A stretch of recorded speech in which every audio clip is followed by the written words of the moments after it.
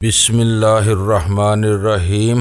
گمنام ہیرو کے معزز ناظرین السلام علیکم۔ آئیے چلتے ہیں کہانی کی طرف۔ اسے اور سباتا کو بچپن ہی سے صرف انسانوں کا ہی مقابلہ کرنے کی نہیں بلکہ خونخوار درندوں کا مقابلہ کرنے کی بھی تربیت دی گئی تھی۔ وہ دونوں بھائی بہن بچپن سے اب تک سپاہیوں اور شکاریوں جیسی زندگی گزارتے آئے تھے۔ کوریڈور کے دائیں طرف جو کمرہ تھا اس کا دروازہ ذرا کھلا ہوا تھا، اتنا کھلا ہوا تھا کہ ایک شخص اندر داخل ہو سکتا تھا۔ بلبا نے ادھر دھیان نہیں دیا تھا، وہ سمجھ گیا تھا شیر اس کمرے میں نہیں گیا ہے۔ اگر جاتا تو دروازہ شیر کے گزرنے کی حد تک کھلا رہتا۔ اس نے پلٹ کر آلا بی بی کو دیکھا، پھر اشارے سے واپس جانے کے لیے کہا۔ آلا بی بی نے انکار میں سر ہلا کر اشارے ہی کہا، تم آگے بڑھو، میں پیچھے رہوں گی۔ اس نے آلا بی بی کو تشویش زدہ نظروں سے دیکھا۔ مرجانہ اسے بتا چکی تھی کہ بابا صاحب کے ادارے سے تعلق رکھنے والے اور فرہاد کی ٹیم کے تمام افراد آلا بی بی کے فیصلوں کی قدر کرتے ہیں کیونکہ وہ ہمیشہ صحیح وقت پر صحیح فیصلے کرتی ہے۔ اسے آگے کوریڈور میں بائیں طرف کمرے کا دروازہ پوری طرح کھلا ہوا تھا۔ وہ کمرہ نسبتاً بڑا بھی تھا، اس میں رہائش کا سامان بھی برائے نام تھا، گویا میدان جنگ کی طرح خالی پڑا ہوا تھا۔ بلبا دیوار سے لگ گیا، اس نے آلا بی بی کی طرف دیکھا، اسے دور رہنے کا اشارہ کیا، پھر آہستہ آہستہ دیوار سے لگ کر کھسکتا ہوا دروازے کے قریب جانے لگا۔ کمرے میں گہری خاموشی تھی، ایسا سناٹا تھا جیسے وہاں کوئی نہ ہو۔ بلبا نے ایک ذرا سر آگے جھکا۔ کمرے میں گہری خاموشی تھی، ایسا سناٹا تھا جیسے وہاں کوئی نہ ہو۔ بلبا نے آگے سر جھکا کر کمرے کے اندر دیکھا، جہاں تک نظر گئی کچھ نہیں تھا۔ اس نے رائفل کے کندھے کو زور سے دروازے پر مارا تاکہ ہلکا سا بھی دھماکہ ہو تو شیر بھڑک جائے، چھپا ہو تو نکل آئے۔ وہ دیوار سے ہٹ کر دروازے کے وسط میں آ گیا۔ اب پورا کمرہ نگاہوں کے سامنے تھا۔ کمرے کے دور افتادہ حصے میں ایک عارضی پارٹیشن لگا ہوا تھا، جسے لباس بدلنے کے لیے اس پارٹیشن کے پیچھے جاتے ہوں اور جب ضرورت نہ ہو تو اس پارٹیشن کو ہٹا دیا جاتا ہو۔ صرف شکاری اپنے شکار سے کھیلتا نہیں جانتا بلکہ شکار بھی اپنے شکاری سے خوب کھیلنا جانتا ہے۔ اچانک اس پارٹیشن میں ایک زلزلہ سا آ گیا۔ شیر کے دہاڑنے کے ساتھ ہی جیسے بجلی لپکی ہو، اس نے وہاں سے جست لگائی اور سیدھا بلبا پر آیا۔ آلا بی بی کے حلق سے چیخ نکل گئی۔ ٹھائیں سے گولی چلنے کی آواز ایک ہی بار ابھری تھی، پھر شیر کی داڑھ میں وہ آواز گم ہو گئی۔ رائفل ہاتھ سے چھوٹ گئی تھی۔ شیر زخمی ہوا تھا لیکن بلبا کو زمین بوس کر چکا تھا۔ اس پر چھا رہا تھا بلکہ ایک ہاتھ سے اپنا دفاع کر رہا تھا اور دوسرے ہاتھ سے لمبے پھل کا چاقو نکال لیا تھا۔ آلا بی بی ایک موتی کو چٹکی میں تھامے اسے یوں دیکھ رہی تھی جیسے شیر کا نشانہ لے رہی ہو۔ اس کے حساب سے شیر نشانے پر رہتا تھا لیکن وہاں کشتی ہو رہی تھی، کبھی شیر زیر ہوتا تھا کبھی بلبا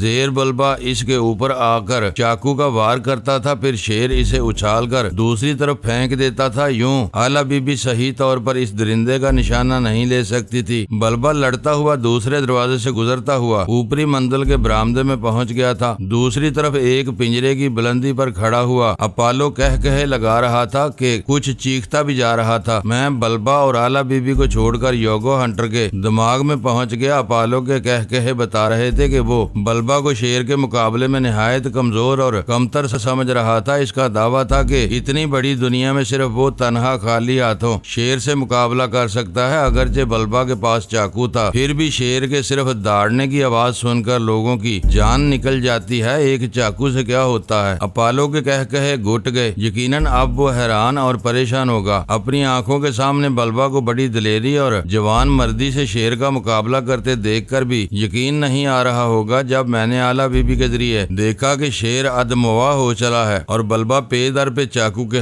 حملے کر رہا ہے تو میں نے آلا بی بی کو کھڑکی کی طرف جانے کے لیے کہا۔ وہاں سے اس نے اپالو کو دیکھا، وہ یوں حیرانی سے بلبا کی جانب دیکھ رہا تھا جیسے زندگی میں پہلی بار کسی شخص کو شیر پر غالب آتے دیکھ رہا ہو۔ پھر اس نے یک بار کی کہا لگایا۔ چند لمحوں تک کہے لگانے کے بعد کچھ کہنے لگا۔ میں فوراً ہی یوگو ہنٹر کے دماغ میں پہنچ گیا۔ اپالو کہہ رہا تھا، مجھے زندگی میں پہلی بار ایک انسان سے مقابلہ کرنے میں مزہ آئے گا، مگر افسوس ہمیں مقابلے پر آنے میں بڑی دیر ہے۔ پہلے یہ درندے تم لوگوں کا محاصرہ کرتے رہیں گے، تم لوگوں کے ریوالوروں، رائفلوں، سٹین گنوں سے گولیاں ختم ہوتی رہیں گی۔ جب مجھے یقین ہو جائے گا کہ تم سب نہتے ہو چکے ہو تو سب سے پہلے میں تمہیں بلاؤں گا تمہاری گردن توڑنے کے لیے۔ میں مکان کے پچھلے حصے میں یوگو ہنٹر کے پاس تھا، وہاں سے بلبا کا جواب سن رہا تھا۔ وہ بھی للکار رہا تھا لیکن اس کی للکار اپالو کے پلے نہیں پڑ رہی تھی اور اپالو کی بات اس کی سمجھ میں نہیں آ رہی تھی۔ اسی وقت وقت کئی شیر دوڑتے ہوئے چھلانگیں لگاتے ہوئے ادھر آنے لگے، یعنی وہ نچلے حصے کے دروازے سے بھی ٹکرانے آ رہے تھے اور اوپر بلبہ پر بھی جپٹنا چاہتے تھے۔ نیچے سے تڑتڑا کی آواز کے ساتھ کئی گولیاں چلیں۔ 2 شیر بری طرح زخمی ہو کر دوسری طرف اچھلتے ہوئے نظروں سے اوجھل ہو گئے۔ ایک بہت ہی اونچی چھلانگ لگاتا ہوا اوپری برآمدے تک پہنچ رہا تھا، اسی وقت وہ فضا میں کلا بازی کھا گیا۔ آلا بی بی نے صحیح نشانہ لیا تھا، اس کے ساتھ ہی وہ چیخ کر کہہ رہی تھی، بلبہ اندر آ جاؤ، دروازہ بند کر دو۔ وہ دوڑتا ہوا اندر آیا، پھر اس نے کمرے کے دروازے کو بند کر دیا۔ اس کے بعد دونوں نے دوسرے کمروں کے دروازوں کو اچھی طرح چیک کیا، وہ سب اندر سے بند تھے۔ پھر وہ نیچے آ گئے۔ مرجانہ نے پریشان ہو کر کہا، ہم کب تک یہاں قید رہیں گے؟ سرنگ کے راستے سے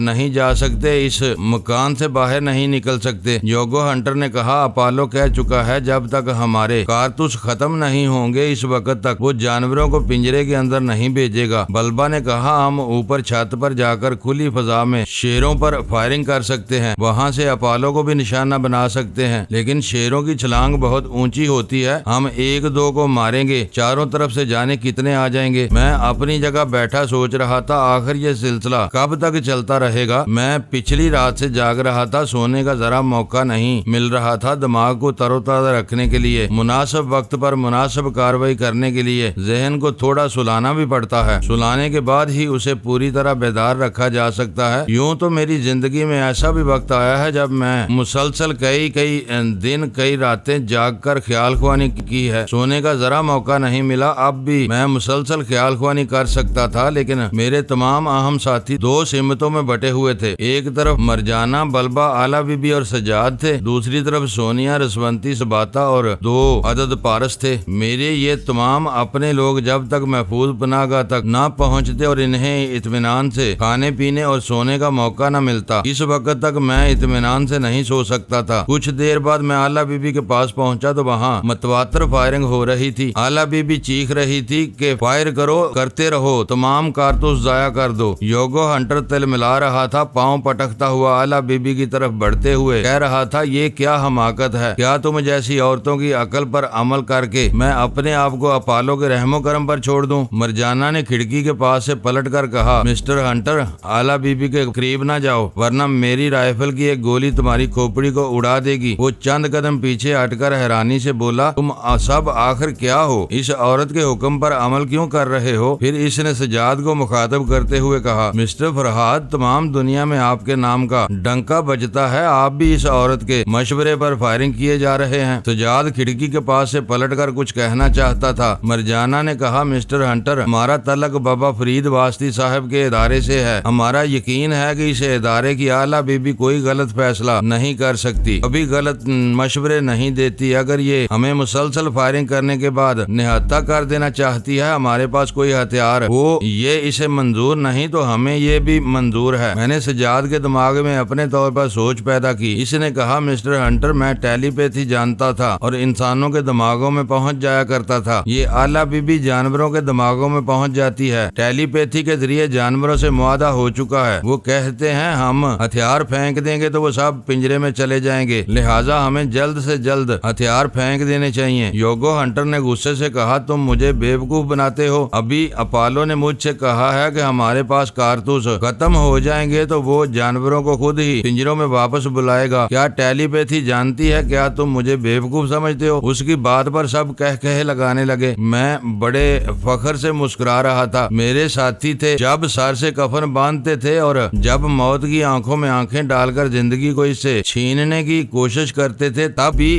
کہے لگاتے تھے۔ بے شک یہ میرے ساتھی تھے۔ آلا بی بی نے انہیں ہتھیار پھینکنے کا حکم کیوں دیا تھا؟ اس لیے کہ اس کے پاس موتیوں کی مالا تھی، کبھی موت کے پنجے سے زندگی کو چھیننے کا وقت آتا تو وہ موتیوں کو استعمال کر سکتی تھی۔ مجھ سے گفتگو کے دوران اس نے کہا، اس کے سوا کوئی راستہ نہیں تھا، اگر ہم کتنی دیر تک فائرنگ کر سکتے تھے؟ چند کارتوس بچا کر کیا کرتے؟ نہ ہم مکان سے باہر جا سکتے ہیں، سرنگ کے راستے سے گزر سکتے ہیں، پتہ نہیں کچن میں کتنے دنوں کا راشن ہے۔ فرض کرو ہم مختلف ذرائع سے اسرائیلی سیکرٹ ایجنٹ جیمی فاؤنڈر یا بلیک شیڈو کے آدمیوں کو یا دوسری خطرناک تنظیموں کو اپنے حالات سے آگاہ کر دیں اور وہ سب ہماری مدد کے لیے آ پہنچے، تب بھی کچھ نہیں ہوگا۔ اپالو آدمی کم درندہ زیادہ ہے۔ آخری وقت جب وہ دیکھے گا کہ بازی ہاتھ سے جا رہی ہے تو اس مکان کو بم کے دھماکوں ٹوپوں سے اڑا سکتا ہے، بیرونی امداد آنے تک کسی نہ کسی طرح ہم سب کو ختم کر سکتا ہے، لہٰذا اسے خوش فہمی میں مبتلا رکھنا چاہیے، اسی لیے میں نے ہتھیار پھینکنے کا مشورہ دیا ہے۔ تھوڑی دیر بعد سب نے یکے بعد دیگرے کھڑکی سے باہر ہاتھ نکال کر ہتھیاروں کو مکان کے سامنے پھینکنا شروع کیا، چیخ چیخ کر کہنے لگے ہمارے پاس کارتوس ختم ہو چکے ہیں۔ ان کی باتوں کو یوگو ہنٹر مقامی زبان میں اپالو تک پہنچا رہا تھا، پھر وہ خاموش ہو کر اپالو کی باتیں سننے لگا۔ سجاد نے پوچھا وہ کیا کہہ رہا ہے؟ وہ ٹرانسمیٹر کے ذریعے اپنے آدمیوں کو ہیلی کاپٹر لانے کے لیے کہہ رہا ہے۔ اس کا مطلب یہ ہوا کہ وہ اپنے مسلح جوانوں کو یہاں بلا رہا ہے، دیکھیں وہ کیا کرتا ہے۔ تمہاری اس آلہ بی بی نے تو ہمیں نہتا کر دیا ہے، اب یہی ان سے نپٹے گی۔ آلہ بی بی نے گہری سنجیدگی سے یوگو ہنٹر کو دیکھا، پھر مرجانہ سے کہا تم سب یہاں ٹھہرو، میں اوپری منزل سے آتی ہوں۔ وہ زینے طے کرتے ہوئے اوپر جانے لگی۔ باہر سے اپالو کی آوازیں سنائی دے رہی تھی، وہ اپنے منہ سے عجیب عجیب سی آوازیں نکال رہا تھا۔ مرجانہ نے پوچھا کیا یہ جانوروں کو پنجروں کے اندر جانے کے لیے کہہ رہا ہے؟ یوگو ہنٹر نے اس بات میں سر ہلایا، مگر وہ آلہ بی بی کو سوالیہ نظروں سے دیکھتا جا رہا تھا، سوچ رہا تھا یہ تنہا عورت اوپری منزل میں کیا کرنے گئی ہے۔ میں آلہ بی بی کے ارادوں کو سمجھ گیا تھا، میں نے اسے جانے دیا تھا، یوں بھی اوپری منزل میں خطرہ نہیں رہا تھا۔ تمام دروازے اندر سے بند تھے اور اپالو کے مخصوص اشاروں کے مطابق جانور اپنے اپنے پنجروں میں جا رہے تھے۔ یہ سب کچھ میں مرجانہ کے ذریعے دیکھ رہا تھا۔ ہیلی کاپٹر کی آواز سنائی دینے لگی، میں آلہ بی بی کے پاس پہنچ گیا۔ اس نے کہا تم یوگو ہنٹر کے پاس رہو، اپالو ٹرانسمیٹر کے ذریعے اپنے آدمیوں کو حکم دے گا اور انہیں اترنے کے لیے مخصوص جگہ بتائے گا، وہ جگہ مجھے معلوم ہونی چاہیے۔ اپالو مسلسل چیخ چیخ کر بول رہا تھا، میں یوگو ہنٹر کے ذریعے سمجھ رہا تھا، وہ دھمکیاں دے رہا تھا، کہہ رہا تھا کہ اگر ہم میں سے کسی نے ہتھیار چھپا کر رکھے ہوں، کچھ کارتوس بچا رکھے ہوں تو انہیں پھینک دیا جائے، ورنہ اس کے مسلح جوان آئیں گے اور جس کے پاس ہتھیار نکلیں گے اسے گولی مار دیں گے۔ میں نے آلہ بی بی کے پاس پہنچ کر اسے اپالو کی باتیں بتائیں۔ اس وقت ہیلی کاپٹر قریب آ گیا تھا اور مکان کے چاروں طرف جانوروں کے پنجروں کے اوپر پرواز کر رہا تھا۔ آلہ بی بی مکان کے پچھلے حصے میں ایک کھڑکی کے پاس کھڑی ہوئی تھی، اس کی ایک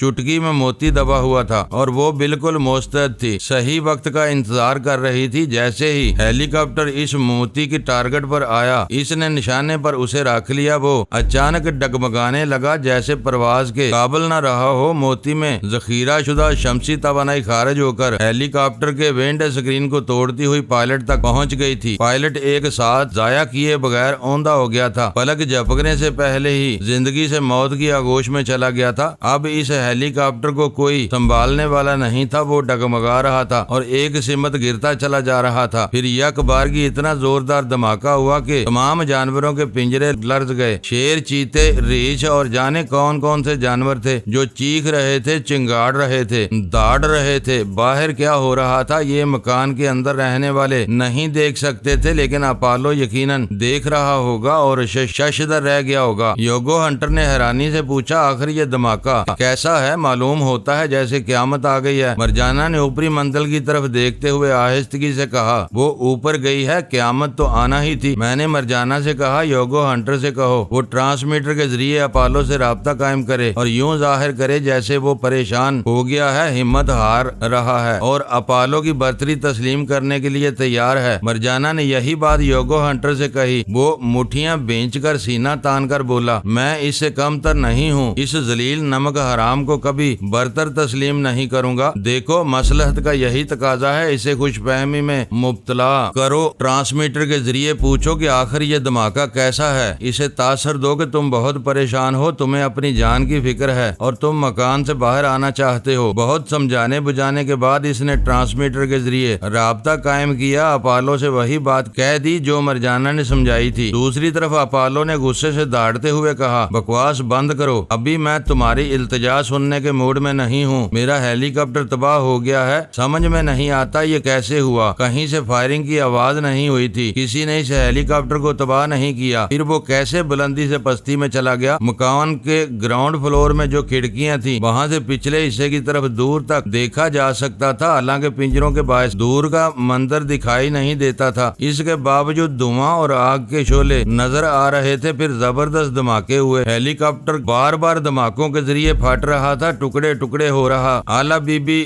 زینے سے اترتی ہوئی نیچے کمرے میں آ گئی۔ یوگو ہنٹر نے پوچھا وہ ہیلی کاپٹر کیسے تباہ ہو گیا؟ आला बीबी ने हैरानी का इजहार करते हुए कहा, ये मैं क्या जानूं, मैं तो अपनी लिपस्टिक तलाश करने गई थी, पता नहीं कहाँ रख दी है। योगो हंटर ने झुंझलाकर कहा, क्या तुम मुझे नादान बच्चा समझती हो, मुझे बेवकूफ बना रही हो? यहाँ हम सब की जान पर बनी है और तुम लिपस्टिक तलाश कर रही हो। सजाद ने बड़ी संजीदगी से ठहरे हुए लहजे में कहा, मिस्टर योगो हंटर, क्या तुम्हारे लिए इतना काफी नहीं है कि हम तुम्हारे नमक हराम बागी को मुंह तोड़ जवाब दे रहे हैं? वो अपने मुसल्ला जवानों को यहाँ बुला रहा था, मगर हेलीकॉप्टर तबाह हो गया। कैसे हुआ ये ना देखो, आम खाओ पेड़ ना गिनो। आला बीबी ने कहा, मिस्टर हंटर, अपालो से पूछो क्या हम बाहर जा सकते हैं? इसने घूर कर आला बीबी को देखा, फिर ट्रांसमीटर से राब्ता कायम करने के बाद वही बात पूछी। दूसरी तरफ से जवाब मिला, तुम सब मकान के बरामदे तक आ सकते हो, इससे आगे ना बढ़ना। मैं निहत्ता हूँ, अगर तुम लोग निहत्ते ना हुए तो मैं मरते मरते भी जानवरों के पिंजरे खोल दूंगा। योगो हंटर ने कहा, हम कसम खाकर कहते हैं हमारे पास अब एक भी हथियार नहीं रहा। हाँ, मरजाना और बल्बा को यहाँ आते वक्त जो चाकू और द्रांति नमा हथियार दिए गए थे वो इनके पास हैं। मैं आला बीबी को इसकी बातों का तर्जमा सुना रहा था। वो बोली, इससे कहो हम वो चाकू और द्रांति नमा हथियार यहाँ फेंक कर बाहर जाएंगे। हंटर ने बड़ी हैरानी से आला बीबी को देखा, फिर पूछा, क्या तुम हमारी मुकामी जुबान समझती हो? तुम्हें कैसे मालूम हुआ कि अपालो हथियार के मुताल्लिक बातें कर रहा है? तुम काम के वक्त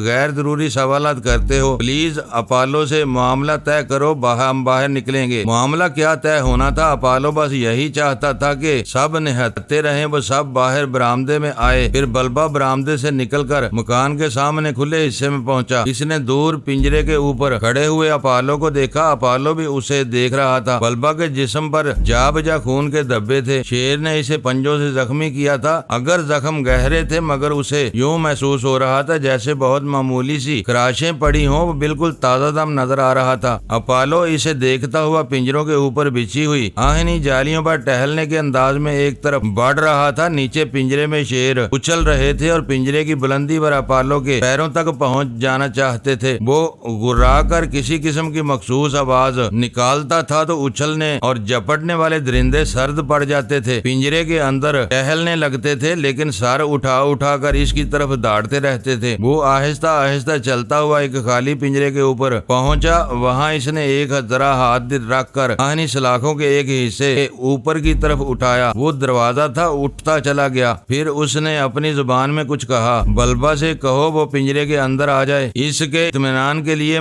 पहले मैं अंदर जा रहा हूँ। ये कहते ही वो ऊपर से नीचे झूलता हुआ पिंजरे के अंदर पहुँच गया। फिर दोनों हाथ कमर पर रखते हुए बोला, मैं एक एक का पिंजरे के अंदर बुलाऊंगा और इसे खत्म करता जाऊंगा। जो मुझे खत्म कर देगा वो इस कैद से रिहाई पा लेगा। सुरंग के जरिए बाहर जाने का सवाल ही नहीं है। वहाँ मेरी मौत के बाद भी मेरे आदमी मौजूद रहेंगे। इधर से कोई राह फरार नहीं है। हाँ, तुम्हारे पास ट्रांसमीटर है, इसके जरिए बाहर से इमदाद तलब कर सकते हो। आला बीबी ने कहा, हंटर, इससे पूछो क्या हम अभी ट्रांसमीटर के जरिए बैरूनी इमदाद तलब नहीं कर सकते? योगो हंटर ने फिर हैरानी से अपनी जुबान में कहा, ताज्जुब है, तुम वाकई हमारी जुबान समझती हो। अगर समझती हो तो मुझे इस जुबान में, मैं इसका तर्जमा आला बीबी को बता चुका था। इसने अंग्रेजी में कहा, मैं तुम्हारी जुबान समझ सकती हूँ मगर बोल नहीं सकती। क्यों वक्त जाया करते हो? जो पूछ रही हो वो सवाल अपालो से करो। योगो हंटर ने वही सवाल अपालो से किया। इसने जवाब दिया, हाँ, तुम चाहो तो ट्रांसमीटर के जरिए बैरूनी इमदाद तलब कर सकती हो, लेकिन अंजाम बुरा होगा। मैंने पहले ही अपने आदमियों को अच्छी तरह समझा दिया है कि अगर इस जजीरे में कोई तैयारा या हेलीकॉप्टर आए या अजनबी लोग किसी भी रास्ते से आना चाहें तो इनका मुकाबला इस वक्त तक किया जाए जब तक कि वो इस पिंजरे के करीब न पहुंचे। अगर ये अंदेशा हो कि दुश्मन यहाँ पहुंच सकते हैं तो मेरे आदमी बम के धमाकों से हलचल पैदा करेंगे, जिनके बायस ये खूंखार दरिंदे मुश्तिल होंगे, चीखने लगेंगे, चिंगाड़ेंगे और इस पिंजरों से बाहर निकलने के लिए मचल जाएंगे। ऐसे वक्त में तमाम पिंजरों के दरवाजे खोल दूंगा। अगर इससे पहले तुम लोगों ने मुझे हलाक करना चाहा तो फिर भी यहाँ से निजात नहीं मिलेगी। मेरे आदमी अब तक सुरंग में बारूदी लाइन बिछा चुके होंगे। डायनामाइट के जरिए 2-4 धमाके होंगे, फिर इस मकान की ईंट से ईंट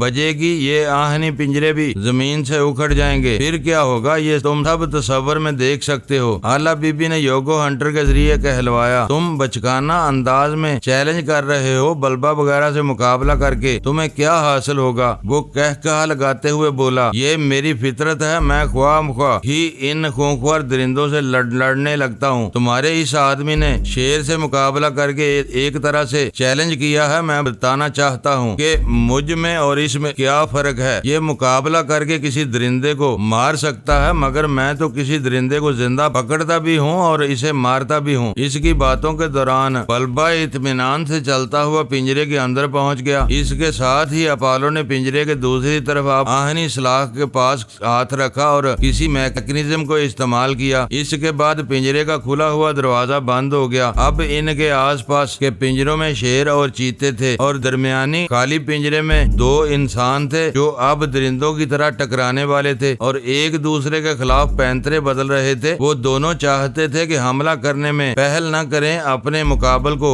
موقع دیں تاکہ اس کے انداز کو سمجھ سکیں۔ دیر تک پینترا بدلتے رہنے کے بعد اپالو نے جھنجھلا کر خود ہی حملہ کیا، لیکن اس کا حملہ ناکام رہا۔ بلبا نے اپنا بچاؤ کرتے ہوئے سمجھا دیا کہ وہ اناڑی نہیں ہے، اپالو کو اس پر ہاتھ رکھنے کے لیے اپنی تمام جنگی صلاحیتوں کا آزمانا ہوگا۔ دوسری بار بلبا نے مناسب موقع دیکھتے ہوئے اس پر حملہ کیا، تقریباً وہ بھی ناکام رہا۔ بس ایک پچھلتا ہوا سا ہاتھ اپالو کو لگا۔ اس کے بعد دونوں پینترے بدلنے لگے۔ آخر انہوں نے زور آزمائی کے لیے ایک دوسرے کے ہاتھوں کو گرفت میں لینا شروع کیا، ایک دوسرے کو انگلیوں میں انگلیاں ڈال دی، پنجے لڑانے لگے۔ دو طرح کا زور تھا، ایک تو پنجے لڑاتے وقت کوشش یہ تھی کہ کسی کی کلائی پر دباؤ ڈالا جائے، دوسرے یہ کہ مقابل کو پیچھے رگیدتے ہوئے پنجرے کی آہنی سلاخوں تک پہنچا دیا جائے۔ دونوں کی زور آزمائی قابل دید تھی، یوں لگتا تھا دو بلڈوزر ایک دوسرے سے ٹکرا گئے ہوں اور اپنی ہارس پاور کے زور پر ایک دوسرے کو پیچھے دھکیل کر آگے بڑھنا چاہتے ہوں۔ پہلی بار بلبا نے اپنی قوت کا مظاہرہ کیا، آہستہ آہستہ اپالو کو پیچھے دھکیلتا ہوا شیر کے پنجرے تک لے جانے لگا۔ اچانک اپالو نے دھاڑتے ہوئے ایک جھٹکا دیا اور پوری قوت سے بلبا کو پیچھے رگیدنے لگا، اسے شیر کے پنجرے تک پہنچانے لگا۔ بلبا شکست کھا رہا تھا، پیچھے ہٹ رہا تھا، دیکھنے والے سب دم سادے دیکھ رہے تھے۔ بلبا کی پشت پر جو شیر کا پنجرا تھا وہ صرف 1.5 گز کے فاصلے پر رہ گیا تھا۔ اچانک بلبا گر پڑا، گرتے ہی اس نے دونوں ٹانگوں پر اپالو کو اچھال کر پیچھے کی طرف الٹا دیا۔ الٹانے کا نتیجہ یہ ہوا کہ اپالو سیدھا شیر کے پنجرے کی آہنی سلاخوں سے جا کر لگ گیا۔ یک بار کی وہ غصے سے داڑا کیونکہ دوسری طرف سے شیر نے اس کی پشت پر پنجہ مارا تھا۔ وہ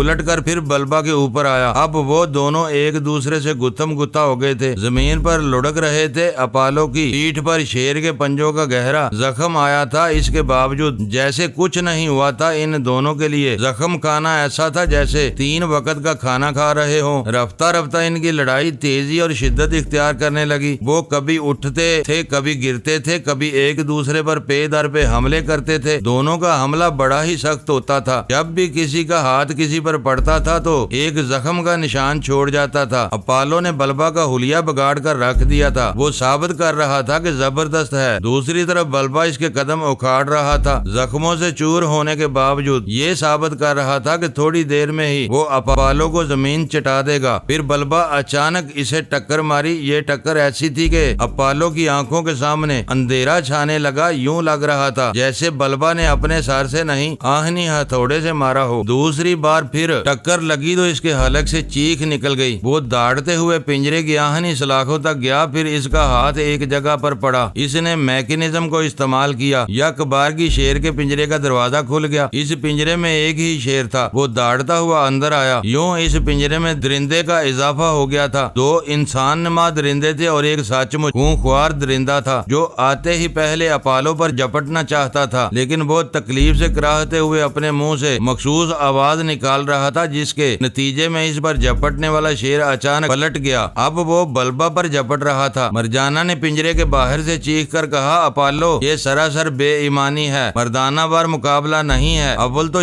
تمہیں شیر کو پنجرے میں آنے کا موقع نہیں دینا چاہیے تھا، اور جب موقع دیا ہے تو تم دونوں برابر اس کا مقابلہ کرو۔ تم اپنے مخصوص اشاروں کے ذریعے اس درندے کو صرف بلبا پر جپٹنے کی ترغیب دے رہے ہو۔ اس کا مطلب تو یہ ہوا کہ تم 2 ایک طرف ہو اور بلبا تنہا ہے۔ دروازہ کھولو، میں اندر آؤں گی۔ یوگو ہنٹر مرجانہ کی باتوں کا ترجمہ اپالو کو سنا رہا تھا۔ اس وقت اپالو اس پنجرے میں چلا گیا تھا جہاں سے وہ شیر آیا تھا۔ شیر کا پنجرا خالی تھا، اس نے دروازہ بند کر لیا۔ اب بلبا شیر کے ساتھ تنہا لڑنے کے لیے رہ گیا تھا بڑی جی داری سے مقابلہ کرنے لگا، لیکن یہ مقابلہ صرف 1 منٹ تک رہا۔ دوسرے منٹ کے آغاز میں ہی شیر ایک دم سے تڑپ کر بلبا سے الگ ہوا، پھر زمین پر گر کر لوٹنے لگا۔ اپالو نے خالی پنجرے سے حیران ہو کر اس شیر کی جانب دیکھا، پھر چیختے ہوئے کہا، میں جانتا ہوں کسی نے اپنے پاس ہتھیار چھپا رکھا ہے، تم سب کی موت آ گئی ہے، مجھے بتاؤ یہ کس طرح مر رہا ہے، تم میں سے کس نے ہتھیار استعمال کیا ہے؟ میں سمجھ رہا ہوں وہ ہیلی کاپٹر بھی اسی طرح تباہ ہوا تھا، یہ شیر بھی اسی طرح دم توڑ رہا ہے۔ آلا بی بی نے میرے ذریعے اس کی باتوں کو سمجھتے ہوئے یوگو ہنٹر سے کہا، اسے کہو ہتھیار کسی کے پاس ہو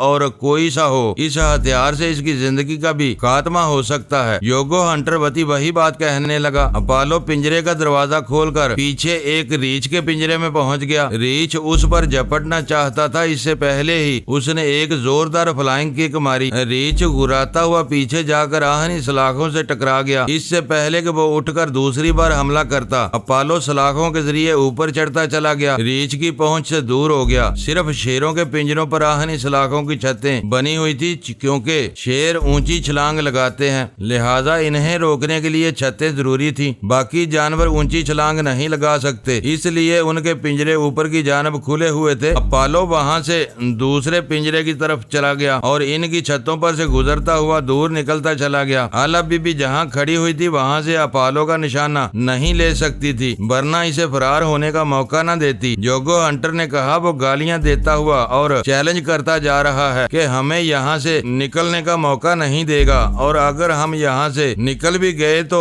جزیرے میں اس کے وفادار قدم قدم پر موت بن کر ہم سے ٹکرائیں گے۔ مرجانا نے کہا، پہلے بلبا کو پنجرے سے کس طرح نکالو۔ یوگو ہنٹر نے کہا، میں ان پنجروں کے میکینزم کو اچھی طرح جانتا ہوں، ہر دروازے کو کھول سکتا ہوں اور بند کر سکتا ہوں۔ اس نے ذرا سی دیر میں اس پنجرے کے دروازے کو کھول دیا۔ مرجانا، آلا بی بی اور سجاد تیزی سے بلبا کے پاس پہنچے، وہ زخموں سے چور تھا، کوئی اور ہوتا تو اس میں ہلنے کی ذرا بھی سکت نہ ہوتی، مگر وہ اٹھ کر کھڑا ہو گیا تھا، ڈگمگاتے ہوئے پنجرے کی آہنی سلاخوں کو تھامے ہوئے تھا۔ آلا بی بی نے کہا، مسٹر ہنٹر، یہاں سے نکلنے کا راستہ ضرور ہونا چاہیے۔ ہنٹر نے کہا، راستہ ضرور ہے مگر ذرا دشوار ہے۔ یہ تمام پنجرے یکے بعد دیگرے دور تک چلے گئے ہیں اور ہر پنجرے کا دروازہ دوسرے پنجرے میں کھلتا ہے۔ ہم پہلے سامنے والے پنجرے سے اس ریچھ کو ہانکتے ہوئے دوسرے پنجرے میں جانے پر مجبور کر دیں گے، اس طرح ریچھ کا پنجرہ خالی ہوگا تو ہم اس دروازے کو بند کر کے ریچھ کے پنجرے میں پہنچیں گے، پھر وہاں سے دوسرے دروازے کے ذریعے اگلے پنجرے تک جائیں گے اور وہاں کے جانور کو اسی طرح ہانک کے کسی دوسرے پنجرے میں منتقل کر دیں گے۔ یہ اچھی تدبیر ہے، ہمیں کچھ نہ کچھ کرنا چاہیے اور فوراً، ورنہ اپالو سرنگ کے دوسرے حصے پر پہنچتے ہی اپنے آدمیوں کو